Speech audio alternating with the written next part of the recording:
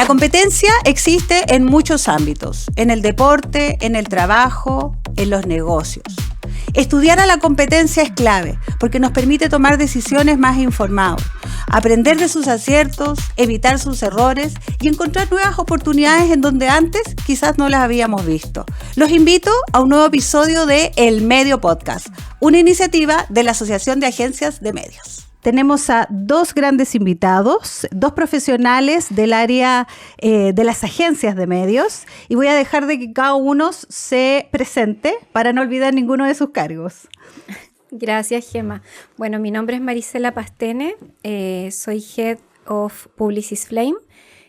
Publicis Flame es la agencia de publicidad de Santander, por lo tanto hoy día mi rol ya no es solo de media, así que es una mirada más global y precisamente vengo de un workshop donde competencia fue un capítulo súper importante, así que feliz de estar acá. Gracias por la invitación.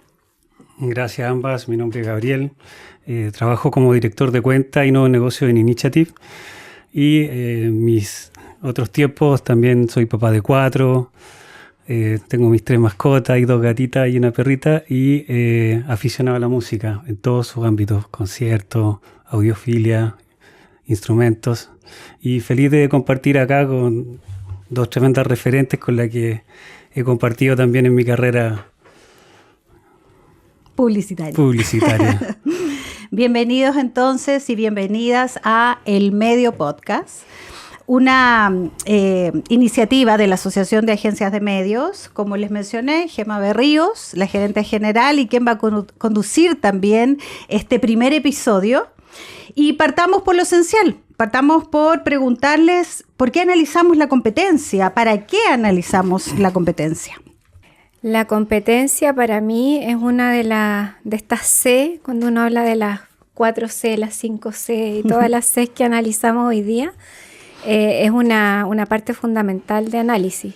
Creo que a lo largo de los años también ha evolucionado la manera en que miramos la competencia, desde las herramientas, pero también la cantidad de fuentes que necesitamos mirar para poder absorber todo lo que los actores de una industria, una categoría, un rubro están haciendo, porque sin lugar a dudas que si no miramos lo que ocurre en nuestro entorno desde el punto de vista del anunciante en el que estemos, no estamos jugando con todas las piezas que necesitamos en el rompecabezas para poder hacer una buena jugada competitiva. Entonces, para mí es una pieza fundamental, un análisis que sí o sí tiene que estar, y dependiendo de la categoría, creo que uno puede también jugar hacia un análisis que requiere hacer de manera súper periódica, mensual, semanal, trimestral, pero tiene que estar dentro de los análisis sin lugar a dudas.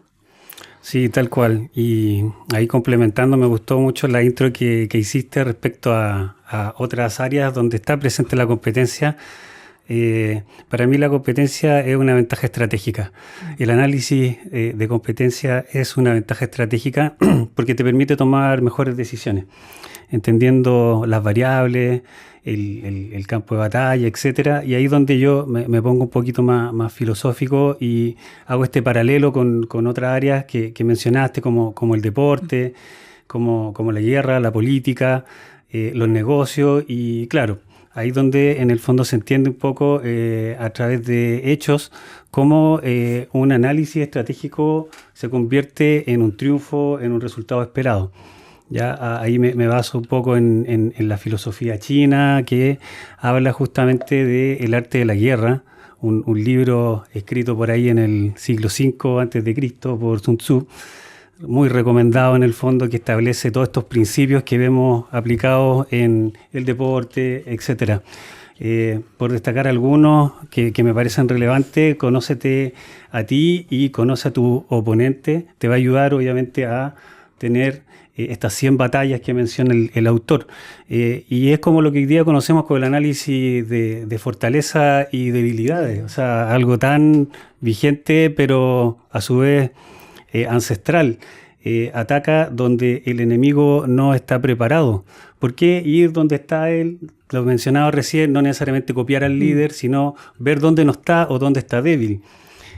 Por ahí puede ser también desde la geografía, ya si tenemos un oponente que es más grande y sabemos desde el análisis, desde el conocimiento que es más pequeño, dónde no es fuerte o dónde es del tamaño que somos nosotros.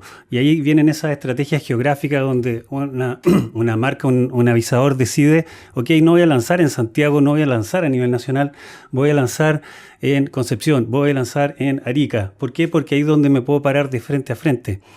Dicen los principios que si el oponente es más grande que tú, no lo enfrentes. Por probabilidades vas a perder. O sea, está la historia de David y Goliat, pero por probabilidades vas a perder.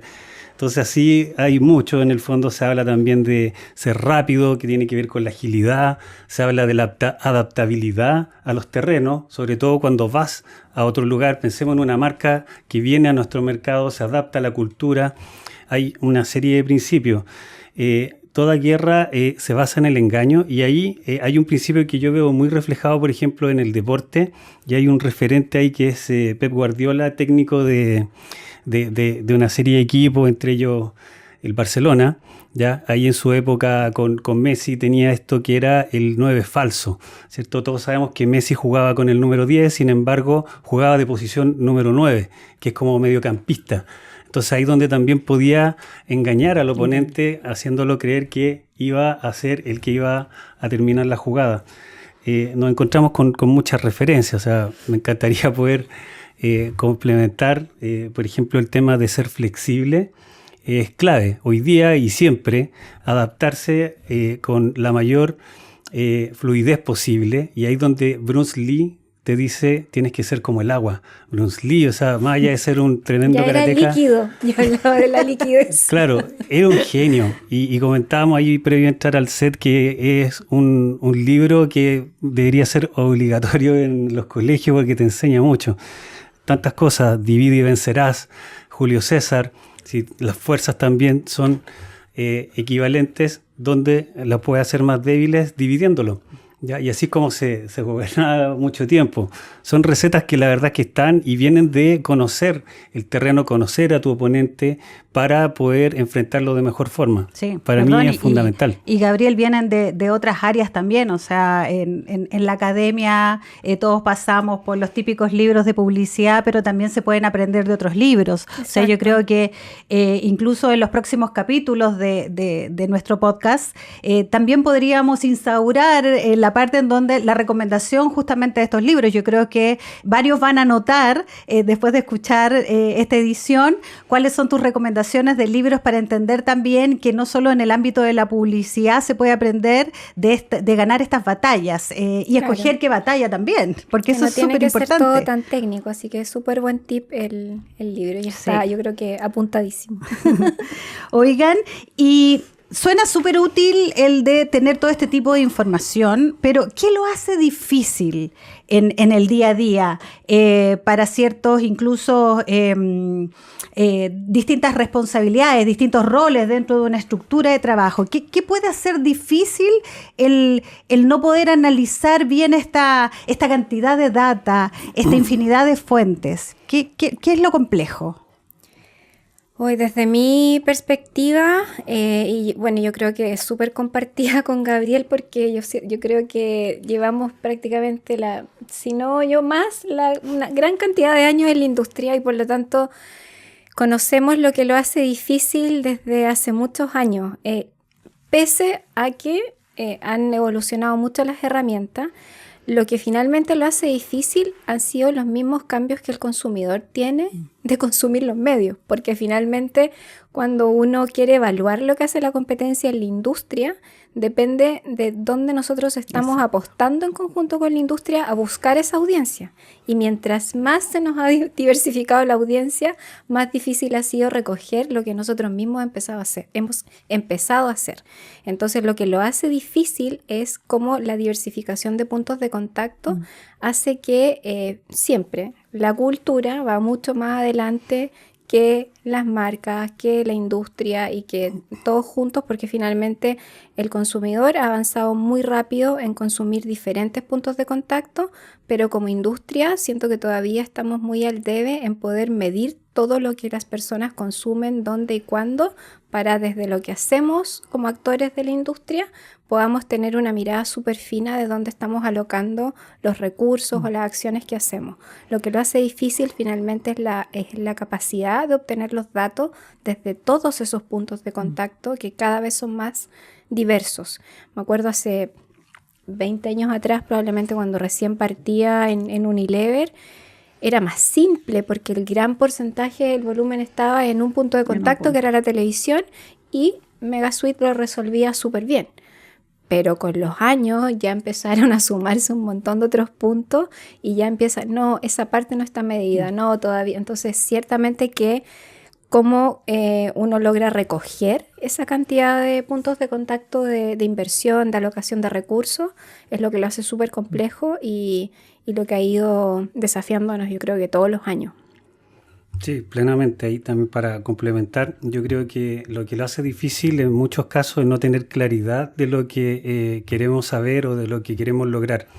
Hay mucha información, demasiada, y más de la que queremos y que podemos procesar. Todos los días se publican estudios nuevos, están las fuentes sindicadas con la información un poco de siempre, pero siempre llega el gurú de turno y te trae algo que es nuevo, que se contrapone con lo que ya decía, entonces genera como un caos, como ¿qué hacemos? ¿A quién le creemos? O sea, yo he encontrado en instancias con clientes que vuelven de algún seminario y te dicen, oye, dijeron tal cosa. Sí, pero... Y bueno, ahí lo primero es como tener claridad. Y me gusta otra frase por ahí que es de otro crack, conocido por todo, Albert Einstein, que dentro de toda su locura decía, todo debe ser muy simple, pero no tan simple. Algo así como que... Sí. Queda igual, pero sí, o sea, ese punto medio, ese equilibrio es lo que tenemos que lograr entre tener una profundidad de datos al punto de que dejemos de ver la luz y la superficie que finalmente también no vemos en la parte inferior del iceberg. Entonces, es lograr ese equilibrio, pero teniendo por sobre todo esta claridad en el fondo que nos permita poner un poco los límites de hasta dónde es relevante y hasta dónde no, o sea, yo lo planteo como un pecado que tuve en algún momento desde mi formación de planning también, que los datos y más datos y quiero saber más al punto de que ya como que iba por allá y la presentación en realidad iba por acá. Entonces sí, eso me parece que es como importante para el análisis que sea en el fondo. Manejar el caos de la información, sí. Sí, y muchas veces pasa de que algunos anunciantes solicitan datos en el día a día, si bien hay dinámicas, eventos en particular que tú los necesitas al día, como un cyber, muchas veces tampoco la toma de decisiones rápida. Entonces, ¿qué sacas con tener datos al día si te demoras una semana o días en hacer un cambio? Entonces, eso también es súper importante y que compartan la información. Eso de complementar la información del cliente con las fuentes sindicadas, más el análisis profundo que tienen las distintas agencias en sus distintas áreas, es vital también para entender qué terreno estamos pisando. Vamos al primer quiebre de nuestro podcast con un juego muy entretenido. Y muy simple. Yo les voy a hacer unas preguntas rápidas y ustedes me tienen que entregar respuestas cortas. Esto se llama el ping-pong de la competencia. Marisela, ¿tu herramienta favorita para análisis? Actualmente la que utilizo más y que es mi favorita se ha convertido en la parte del dashboard de Megasuite. Muy consultiva, muy rápida. El error más común al mirar a la competencia, Gabriel. Ir más allá de lo necesario. De lo necesario, lo que acabas de decir.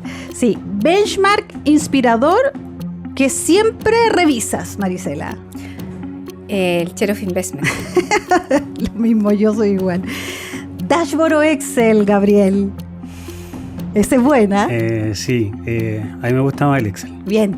La categoría más difícil de analizar, Marisela. Hoy, desde mi experiencia, porque no me ha tocado analizarlas todas, pero muebles, decoración, toda esa línea de artefactos de hogar. Me generó harto caos. Sí. Ya, y última. ¿Puedo responder la mía? Ya, pues responde la tuya. No, productos de belleza, vestuario, en general, nada de eso como que conecta mucho. Higiene y belleza, la categoría típica de una cantidad de productos para Nada. Entretenerse varios días. Métrica que más te obsesiona, Gabriel.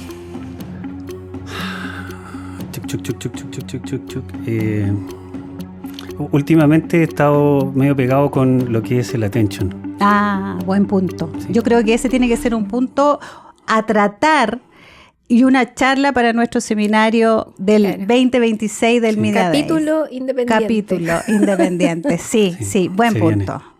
Attention, bien. Ya, vamos a seguir con las preguntas, no con el ping-pong se acabó, entonces. ¿Cuánto quedamos? 15-0. Sí, No. Sí, no, están empate, bien, Contestamos bien la todo. respuesta, sí, y coincidimos también con algunas, ahí se nota la generación, el dashboard, el Excel, esa es clásica, para mí el Excel. Bueno, entonces, si tengo todo este océano de datos, toda esta cantidad variada de fuentes, ¿cómo paso de esta infinidad de información a un análisis que realmente me permita tomar decisiones, que sea concreto, que el cliente lo deje como conforme? ¿Cómo lo hacen? ¿Cuál es la magia? Yo voy a recapitular algo que dijo Gabriel y que creo que para esta pregunta es súper pertinente y tiene que ver con el primero entender el para qué. O sea, yo creo que Bien. si uno no entiende para qué el cliente o para quien yo estoy preparando esta información, la va a usar. Porque finalmente eso determina lo más relevante que tengo que investigar. Porque si me puedo diversificar, como decía Gabriel, en un montón de datos, pero si finalmente el cliente lo que necesita saber es, mira, yo necesito entender cómo evoluciona el share of investment de mi competidor, en qué medios están y más o menos qué comunican. Listo, 3 cosas clave que más o menos me encierran hacia donde yo debiera enfocarme. Y creo que a partir de ahí uno ya puede tomar decisiones respecto a cómo organiza esa información. Pero creo que es fundamental que todas estas visualizaciones sean bastante ad hoc. En un diplomado que hice hace unos años atrás tuve un capítulo de visualización. Y creo que lo que más rescato de ese capítulo es que cambia mucho la perspectiva. Yo coincido que el Excel es súper, súper bueno. Pero cuando uno quiere mostrar algo al cliente o exponer a algún cliente, entendiendo qué es lo que quiere resolver, uno puede elegir cómo visualizarlo de la mejor manera para que sea lo más accionable posible. Porque obviamente si uno le pasa un Excel y no le entrega ninguna visualización concreta, probablemente va a estar una semana analizando él lo que necesita encontrar y no es la idea. Entonces yo creo que primero entender el para qué y luego escoger muy bien la visualización que quiero entregar. Sí, perfecto. Tal cual, estableciendo en el fondo cuáles son como las variables críticas, poniendo el foco ahí y por ahí tomando una frase de un cliente es definir con qué jugadores me juego el partido. O sea, en el caso del marketing, los medios, siempre digital cumple un rol muy fundamental. Hoy día lo tenemos en todo el funnel, por lo tanto siempre va a estar presente. Las grandes marcas, las que son más pequeñas también.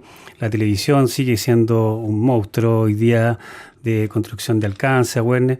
Por lo tanto, son dos medios, que digital son varios medios en sí hoy día, pero donde se pone como el foco del análisis, sin desmerecer la vía pública, pero entendiendo el peso que tienen esto. O sea, al hacer un análisis de medios desde televisión, auspicio, estacionalidad, uso secundaje, share de canales, daypar, si por ahí hay integración a nivel holding con otras marcas que compartan ciertos derechos.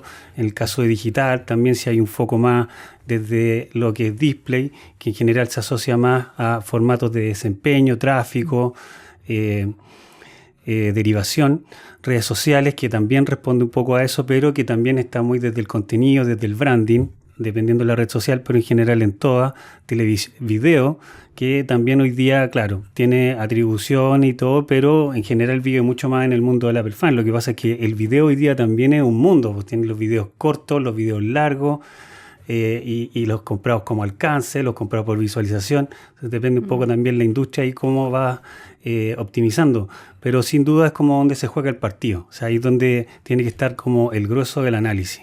Integrar todas estas fuentes también para poder tener mejor análisis. Justamente lo que hablábamos. Sí, de la integración y que sea simple, un poco lo que nos decías también Einstein, hace un rato. Exactamente. No lo que nos decía Gabriel Einstein. Oye, muy filósofo. Es muy filósofo, sí. Algunas mechas locas. Oye, Gabriel y Marisela, más allá de la inversión, porque siempre desde las agencias tendemos como a analizar la inversión y está bien. Yo siempre le digo, de hecho estábamos ayer revisando con una universidad cómo íbamos a comenzar a introducirnos en una charla que fuera más allá de lo digital. Es entender dónde están concentradas la inversión para saber cuál es la tendencia. Y detrás de esa inversión, detrás de esos números hay comportamiento. O sea, que un 50%, más allá del 50% de share de participación sea digital en la industria, tiene que ver con el comportamiento, con formatos y ciertas audiencias que obviamente lo consumen de una forma distinta. Entonces, pero más allá de la inversión, ¿qué otras métricas, por lo general, dentro de sus rubros, de sus clientes, también le ponen más atención o que son relevantes a la hora de tomar decisiones?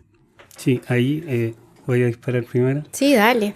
Yo creo que el tiempo de exposición o el tiempo de dedicación que asignamos a cada uno de estos dispositivos, una cosa es impactarlo y lo otro es cuánto tiempo lo están consumiendo.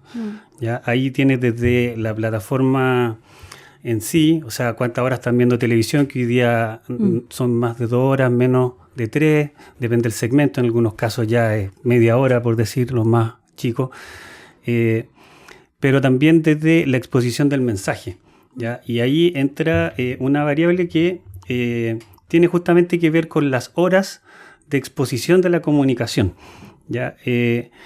Y ahí, por ejemplo, se puede medir, más allá de que uno diga, ok, la gente pasa 2 horas en redes sociales al día o más, dependiendo, cuánto es el tiempo de exposición que vas a tener de tu campaña en ese dispositivo. Entonces, finalmente encuentras de que el tiempo de exposición promedio de una red social es de 1 segundo o menos. Entonces, claro, eso en la suma tampoco es como que te aporte mucho. Efectivamente llega mucha gente, pero tampoco te suma horas de exposición. Entonces, claro, si tu objetivo es el alcance, es el contacto, está bien, pero si tú quieres construir branding, que es uno de los grandes temas de hoy en día, sí, necesitas tener presencia. Y esa presencia es tiempo de exposición, valga la redundancia. Perfecto. Por lo tanto, me parece clave analizar también esa variable. Perfecto.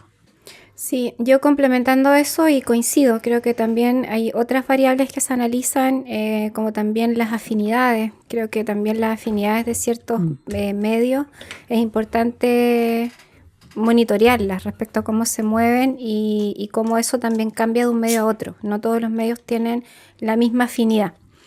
Y por otro lado, y acá me pongo ahora más que el sombrero de medios desde el mundo completo de lo que uno está mirando actualmente, porque justamente hoy día estaba en este workshop que les mencionaba y en el capítulo de competencia, desde la mirada más publicitaria, también cruzamos otras variables, como por ejemplo el comportamiento de las redes sociales de las marcas. Entonces ya no es solamente qué hacen en los medios a nivel de inversión, sino también cómo se comportan sus assets propios, su sitio web, sus redes sociales, cantidad de seguidores, el engagement rate, participación que tiene la audiencia con ellos, y esa mirada también de cómo juegan los actores en cada uno de esos canales que son propios y qué relación tienen con los segmentos, también aporta una mirada distinta a solo mirar la inversión y lo que tú decías. Entonces, son muchas fuentes. Sí. Y por lo tanto se complejiza y ahí también está el rol de los que estamos como liderando equipos, de decir con qué nos quedamos y qué está de más. Y por eso también es importante entender el qué voy a ir a resolver. Sí. Totalmente, porque además hay otra parte súper clave y que no nos compete prácticamente siempre a las agencias de medios y que es la parte de comunicación, que también es una parte muy importante dentro de ese análisis y que está cubierto obviamente por las agencias creativas, pero nosotros también dentro de ese análisis se analiza, valga la redundancia, las piezas. Y a veces se parte al revés, se parte analizando piezas y luego llegas a dónde están estas marcas invirtiendo o a la inversa. maravillosa. Yo creo que ese es otro capítulo más largo, con unos invitados también de agencias creativas para que podamos debatir de ciertos aspectos. Pero quiero ir a la segunda pregunta de quiebre, de break de nuestro podcast. Y voy a ir directo a cada uno con la pregunta ácida de la sección. Al hueso. Al hueso. Hacia la semana. Marisela, ¿estamos midiendo para mejorar o estamos midiendo para justificar? Las dos, 100%. Y súper segura que las dos, Sí. porque uno mide para las dos cosas y depende mucho del contexto, que es como el para qué. Si tengo que revisar cómo está mi inversión o cómo estoy actuando en el mercado respecto a la competencia, ciertamente es como para justificar también si estoy más o menos alineado, me estoy diferenciando, estoy haciendo algo distinto, dónde están los espacios de oportunidad. Pero por otro lado, también es para mejorar, o sea, dónde tengo espacios de mejora, espacios de oportunidad que no estoy viendo. Entonces, para mí es 100% ambas cosas. Perfecto. Gabriel, ¿qué es más dañino? ¿Subestimar a la competencia o sobreestimar a la competencia? Voy a hacer el gesto técnico de Marisela. Obviamente lo ideal es tener la certeza, o sea, llegar al punto exacto, pero entendiendo que no se pueda, yo prefiero sobreestimarla, porque de esa forma creo que podemos estar mejor preparados. Aunque no reaccione, no se haga lo que esperamos, de alguna forma estábamos con esa planificación, con esa estrategia atentos para reaccionar en caso de que pase lo que supusimos que podía pasar. Así que en ese caso voy un poquito más por ese lado, si es que no supiese cuál es la certeza real. Perfecto. Bueno, y para ir terminando, quiero que le den un consejo, porque este podcast no solo va a escuchar gente que está trabajando en el mundo de las agencias y en medios, también tenemos a la parte académica, a los estudiantes. ¿Qué consejos les darían a alguien que está empezando a analizar la competencia? A ver, desde la perspectiva de algo que dijo Gabriel ahora al final y que a lo menos en mi experiencia me sirvió mucho. Ya. Sobre todo ni siquiera trabajando en agencia, trabajando en un medio de esta casa. Y que tenía mucho que ver con mi trabajo con los equipos de BI. Que ahí aprendí muchísimo de proyecciones, análisis de datos, de cómo mejorar todo ese mundo. Y creo que para poder ser bien finos en cómo uno hace ciertas estimaciones, creo que donde generalmente hay más fricciones en las personas que empezamos a trabajar en este mundo, es que todavía hay mucho de sentido común para poder estimar ciertas variables que no tenemos toda la información desde un mismo lugar y hay que tomar ciertas decisiones de cuánto pondero, qué índice le coloco y todo ese tipo de temas. Y trabajando con estos equipos de BI, lo que aprendí es que siempre hay que, para cualquier aproximación o para cualquier escenario que estamos construyendo en cualquier indicador, hay que tratar de construirlo de diferentes lugares. Tener 3 escenarios distintos. Okay. Construirlo con un dato que viene quizá de esta herramienta, de otra, y compararlos para poder tomar una decisión que uno diga, si los 3 me están dando más o menos esto, entonces es porque tan mal no voy a estar. Y creo que esa sensibilización de escenario 1, 2, 3 te puede ayudar a manejar el si no sobreestimo ni subestimo, sino que tengo un escenario donde me puedo mover entre ciertos márgenes. Creo que eso lo aprendí desde estos equipos y me ha funcionado mucho para trabajar con este tipo de información a lo largo del tiempo. Perfecto. Lo aplico bastante. Buenísimo. Sí, no mucho, sí. El cierre tengo mucho que decir, pero a ver, leí por ahí el otro día una frase de Bill Gates, otro crack, que predecía en el fondo cuál iban a ser como las carreras que iban a persistir. Porque la verdad que muchas ya entran en proceso de extinción, sobre todo por toda la evolución tecnológica, partidos con los bomberos de la estación de servicio, los cajeros de los supermercados. Hoy día la verdad que todos podemos llegar a ser reemplazables. Y dentro de de las áreas que destacaba, ¿cierto? Mencionaba todo lo que tiene que ver con energía, sostenibilidad, ¿ya? En general, medio ambiente, obviamente todo lo que tiene que ver con salud, con ciencia. Y la tercera área tenía que ver con data. Y es justamente lo que estamos hablando, ¿ya? La data es oro. Y si lo sabemos fusionar, integrar, tenemos una alquimia, que ponía por ahí este oro de datos, que obviamente nos permite tomar mejores decisiones. Bueno, mencionaba otra área que en realidad son todas, pero depende cómo se aborden, que tiene que ver con la marca personal. Y hay algo que también yo creo que todos los profesionales nuevos tienen que ir trabajando, teniendo una opinión, siendo curiosos, tratando de ir más allá, porque la verdad es que hoy día encontramos muchas empresas que parten de dos curiosos, creativos, valientes, que crean una startup y el día de mañana están poniendo en jaque a una empresa grande. ¿Por qué? Porque optimizan costos, porque no tienen toda esta estructura, digamos, que para las empresas más grandes es más complejo. Entonces, la verdad es que se motiven, que sean curiosos, que traten de ir más allá y que van a llegar muy lejos. Perfecto. Bueno, entonces, en nombre de la Asociación de Agencias de Medios, les doy las gracias por acompañarnos hoy día en esta grata conversación. Yo, desde mi parte, me quedo con analizar el terreno de juego, es la base para saber cuáles son los movimientos de la competencia y anticipar también los míos. Una gran ventaja también competitiva que les va a permitir a las marcas saber dónde están tus competidores ahora y qué es lo que esperan de ti. Así que gracias nuevamente y los dejo invitados para próximos capítulos. No, gracias a ti, Gemma, y a la asociación por la invitación. Súper entretenido el tema y creo que relevante también para la industria, así que muy agradecida. Encantado, obviamente, de compartir con ustedes. Debo decir que es mi retorno a la asociación porque cuando partió con Sonia Soler, que le aprovecho mandar un saludo, fui de los primeros justamente en este comité de estudio, ¿cierto?, de trabajo. Tuve que salir por otras razones, pero encantado de volver en esta etapa donde les está yendo espectacular, tremendo todo lo que están haciendo. Así y los felicito. Y en gloria y majestad, mira al podcast. Y nosotros feliz de recibirlos. Así que muchas gracias. Encantado.